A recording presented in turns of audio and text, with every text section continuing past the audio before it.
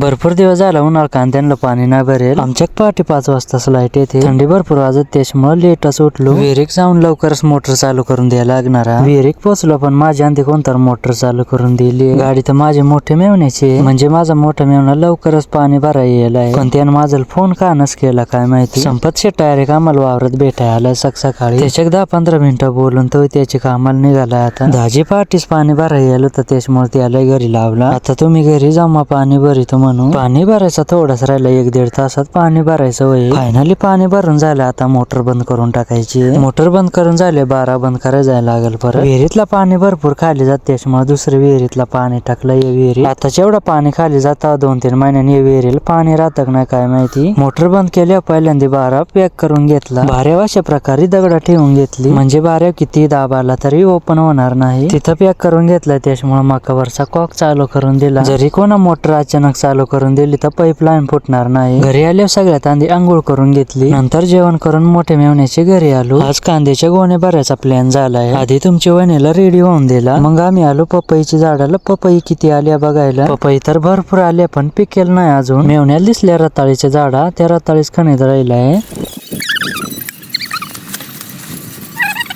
इथल्या सगळ्या जाळ्या घ्यायच्या जिकडं कांदा भरायच्या तिकडं. पण त्या जाळ्या भरायला त्या गोणीत ओतून ठेवायला लागतील. आधी टाइम न करता लगेच रिकाम्या जाळ्या करून घ्यायच्या.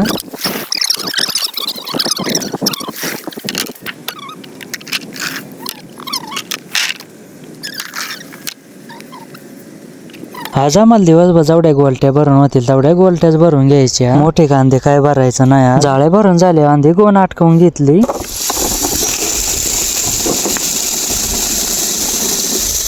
गोण्या भरून झाले लगेच शिवून घ्यायच्या. नंतर गोण्या शिवायला भरपूर टाइम होतो. आम्ही पहिले ठिकाणी कांदा भरायला तर तिथं आम्ही 7 गोण्या भरल्या. गोलटी त्याच्यामुळे गोलटी भरायला उरकत नाही. दुसऱ्या ठिकाणी गोलटी भरायला गोलटी कमी खाद जास्त आहे. इथं आम्हाला गोलटी निम्मी निघाली आणि खाद निम्मी निघाली डायरेक्ट. खाद आम्ही काय गोणीत भरले नाही. लगेच हरभराच कडेल कांदा भरतो हरभरा खाला नाही असं होऊ शकत नाही. तहान लागली त्याच्यामुळे गारगार पाणी वाऱ्याचं घेऊन यावं म्हणून आज आम्ही गोलटीच्या टोटल गोण्या 17 भरल्या. इथले सगळे गोलटी भरून झाली. आता घरात जाऊन भरायची.